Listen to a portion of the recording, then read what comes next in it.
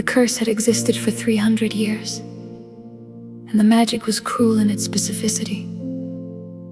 It required the rarest kind of person, someone the world had looked past so completely that not a single soul had ever chosen them first. The council called her the answer. He called her nothing, because he had not met her yet. 4 days later, she found him first, and everything the council had planned began to fall apart.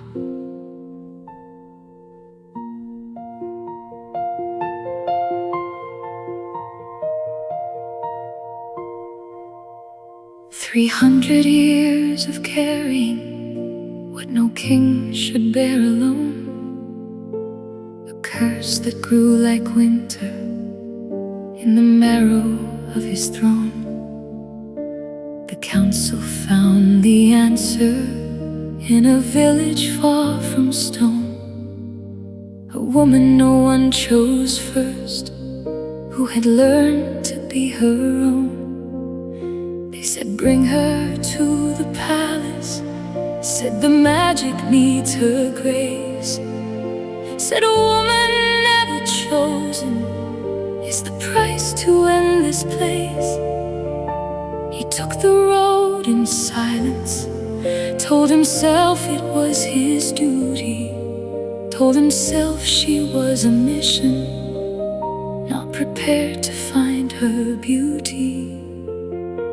He stood among the tree line for 4 mornings, watching her, the way she fed the hungry without waiting to be heard, the way she held the grieving as if grief was something shared, the way she paused at sunset for the sky as if it cared. She was never chosen by the world she gave herself to. She was never seen by the people she held out. And a king built out of duty watched her from the shadows of the trees, and felt the mission crumbling like winter into spring.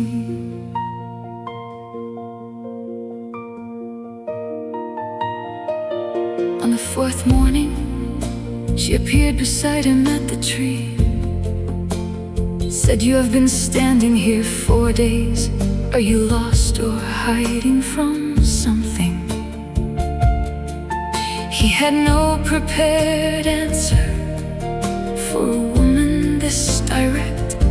She looked at his too perfect face and said, I think you're not quite what you said. She brought him to her village, introduced him by a name he gave, fed him like he was ordinary. In 3 centuries no one had been so brave, not brave the way of armies, but brave the way of open hands. She simply treated him like someone, and he didn't understand. He helped her carry water, he learned which neighbors needed what. He started doing quietly the things she always did without. She caught him once just watching the way a bird lands differently when hurt. She said, you notice things, don't you? He said, I learned it watching you first.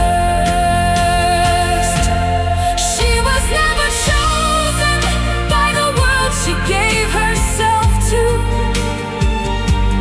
She was never seen by the people she held up. And the king who came to take her found himself returning every day, not for the curse, not for the council, just because she made the world make sense in ways that 3 centuries never had.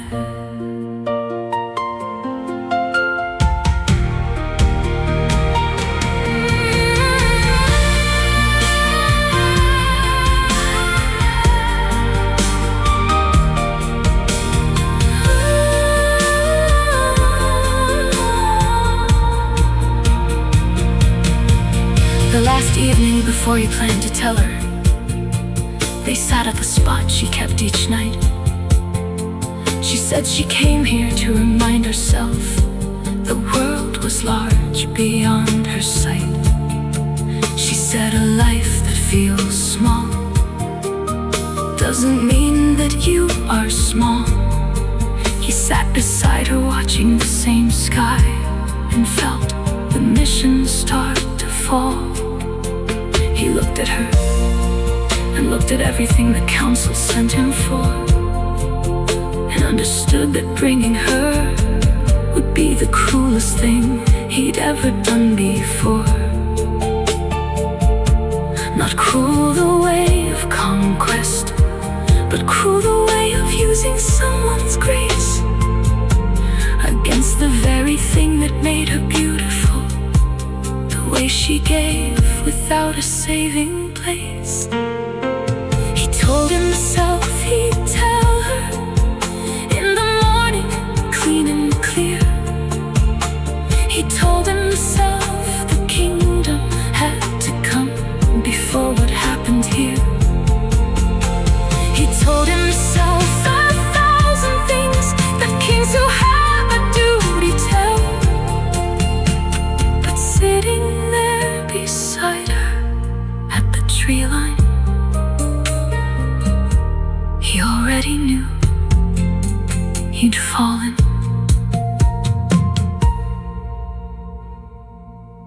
"300 years, and not once had he sat beside someone and wanted the sky to be bigger so the moment wouldn't end. 300 years, and not once had he learned the name of every neighbor on a road he'd only walked for weeks. She did it without thinking, without asking to be seen. And a king who'd ruled forever finally felt like something he could be. She was never chosen by the world she gave herself to. She was never seen by the people she held up. And a king who had 3 centuries of never feeling anything at all sat beside her in the evening and felt everything. The morning came the way it always does, indifferent to what it carries. He found her at the market, moving through the ordinary.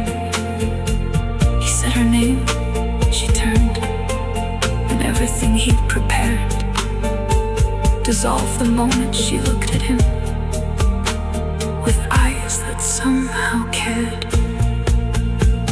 He told her about the curse, about the council and the search, about the magic's cruelty, about exactly what she was worth to a king, not to him. Though the difference was becoming hard to hold, he told her every part of it and watched the warmth in her eyes go cold. She didn't ask about the magic, she didn't ask about the cost. She asked him what he saw in the 4 days before she found and lost. He told her about the old man's lunch, the sick chime from the 2-hourette, the way she paused each evening for the sky, as if she was a woman the world still needs. She listened to him tell her everything she'd never known was seen. She was quiet for a long time in the space where words had been, when she said, "Nobody has ever watched me like that before." He said, "I know." She said, "I think that might be worse than being ghosts." And he had no answer.